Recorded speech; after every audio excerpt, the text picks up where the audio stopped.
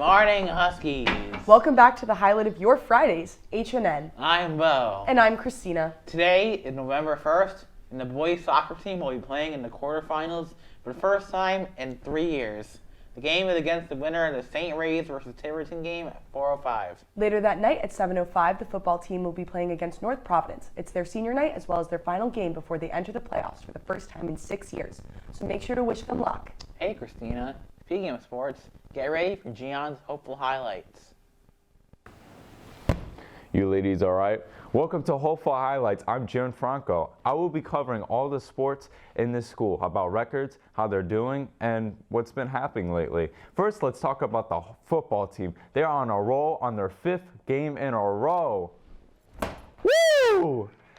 They won 35-7 over the Cranston East Thunderbolts, 35-7. Let me repeat that, 35-7, total dominance. First, let's talk about the offense. The offense had a total great game of 360 yards, 160 passing, 244 yards. Ethan Martell threw for 76 yards, 8 for 10, 80% completion rate for a long of 16 yards. Then, hey, JJ Pimentel, just a running back, but hey, he can throw too, with a pass for 40 yards. Great job, guys. Then we're going to talk about the real side of the football game. 244 yards rushing with 5 touchdowns. Dang, they're looking like Reggie Bush out here. JJ Pimentel with 142 yards, 23 carries with an average of 6.2. Damn. You shouldn't swear. Good job with 2 touchdowns. Rocco Palazzo for 20 yards with 5 carries, average of 4, and 2 touchdowns. Another. Hey, freshman can do it too. Zach Borges for 69 yards on 11 carries, averaging 6.3 yards and 1 touchdown. I have to say, it was a great overall game for the Husky football team, and they've been doing really good, and they might make playoffs, and that's a big congrats to all you guys with all hard work. Next game for them is the North Providence on November 1st, 7:05, we can say p.m., who are 3-3. Make sure you come and support the game and cheer on loud for the Huskies. Next, we're going to talk about the men's soccer. They're also on a roll. They are first in Division II. Dang, what is happening around here? All the teams doing good. It's wonderful to see. They won their last game versus Middletown, winning 4-0. Maddox Canario had a game with 2 goals and 1 assist. Also, Mo with 1 goal and Thomas Levis with 1 goal. And Aiden, sorry if I mispronounced this, Hudak with 3 assists. The next game is on November 1st, but we're waiting to see who the team is to be decided. Girls soccer is 7-9. It's all right. They're having a decent season. Their last game at Pilgrim, they won with a dominant 5-0. Sage Defonte with 1 goal and Thea Jackson with 4 goals. Next game is home versus Barrington on the 10th, 2028. Time will be decided. Make sure you go out and support your Mount Hope girls soccer. Next is women's volleyball. They are 14-5 overall, but league play, they are 12-5.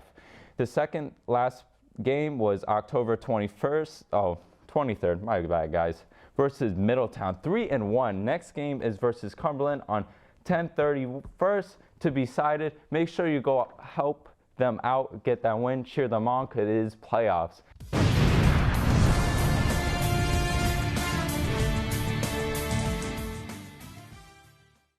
Thanks, Gian. It's time for next week's weather. On Saturday, it will be mostly sunny with a low of 37 and a high of 57. On Sunday, we'll have a low of 41 with a high of 56. On Monday and Tuesday, it'll be rainy with a low on Monday of 48 and a high of 58.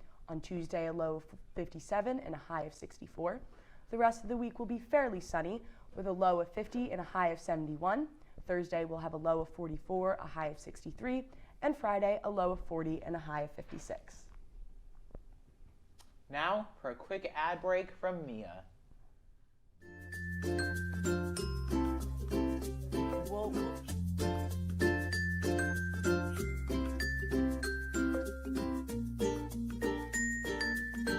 Yes, I am, because I'm making it. Of course I am. I'm a senior. Absolutely, I think it's going to be the best yearbook we've ever had. We've been working hard on it, from the color to the font to the background to the pictures. I think it's absolutely worth it. Yes, and it's worth it to get it before October 24th because it's only $75, not $85. So buy it before early bird special. Absolutely, looking back on memories, especially being seniors, freshmen, sophomore, juniors, I think it's worth it. Well, I feel like every year of high school is really important, and you should have something to really, see those memories when you're older, show your kids, and it's like good to have. I think you should, because this time in your life goes by a lot quicker than you think. A lot of things are going to change. You're going to forget a lot of the people and things and stuff you did here, and it's nice to have something to look back on.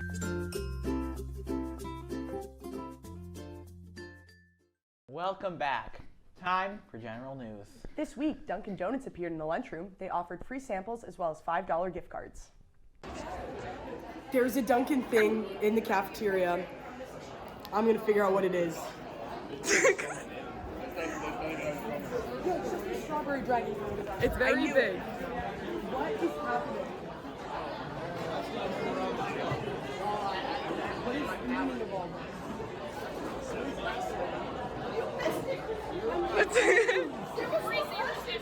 Yeah, but why? Why? What is the meaning of all this? Just for it back, yeah. It's so sweet. Thank you. Shall we dink and sink? Yeah, I just remembered I don't like this one. Thank you. Thank you. It's beautiful though. What's your deduction? It tastes exactly like I thought it would. I'm very happy. It's a very cute cup. And they have a little cube of ice.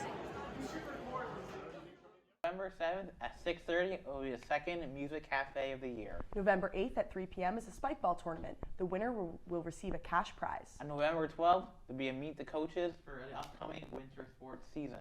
Thursday, October 17th was the first Maddie P night, where the Victory Bell was unveiled to the community to honor the late Madison Pacheco, who passed away last year.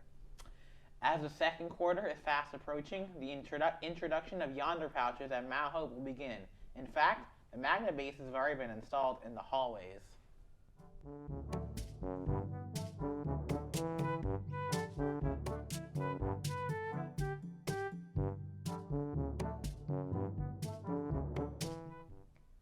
Here we have an exclusive interview about yonder pouches with our very own principal, Miss King. Going Huskies. So today I'm here with Miss King. Hi. How are we doing today? I'm good. Thank you. So we all know why we're here. We're here about yonder pouches. So I got a couple of questions for you to ask. So the first question up is, so how are people going to enter and exit the school with the yonder pouches? Sure. We're going to enter and exit exactly the same way, except a little bit slower. So we're going to, at both entrances, we're going to have students checking in by turning off phones, putting their phones into their pouches. If you have wearable technology, that would include your watch or your earpods. It will all go into the pouch. You'll lock the pouch, and then you'll enter the building. This is what the pouch looks like. This is one of the magnetic devices that will unlock it. And so I'm just going to open it so you can see. The pouch you put your stuff into, and then it just simply, there's a button you press that locks it. So you can't accidentally lock it at home. And I think that some kids are afraid that they're going to have to unlock and lock coming in. It's just really a plop in and lock when you come in. So it should go, first week will be slow, and then it'll get quicker after that. I see. So, and I'm only asking this because some of our friends do after-school activities on extended day. So, are students required to keep their phones in the yonder pouches during the extended days and after-school activities, or? So, for extended day program in the library, yes, because that's a continuation of the school day and academics. Okay. If you're in athletics or any other clubs or activities, absolutely not. So you would unlock your device and be able to. There's actually going to be an unlocking hub at athletics. So as athletes are getting ready to leave for a game, they can unlock and get on the bus, or unlock and go into the locker room, whatever they need. So athletics, no, you'll unlock as soon as you go. If you leave early, you'll unlock early. But for extended day in the library, because that's an extension of the school day, you'll have it locked until you leave. So I'm sure you've heard some reasonings against the yonder pouch. That's all for now, folks. Tune in next Friday to see the next episode of Husky Bunch starring me and maybe a special guest. A Yonder Pouch tutorial. And the first episode of Summer Slime with someone. Thank you so much for watching. And remember, Huskies, have a wonderful weekend.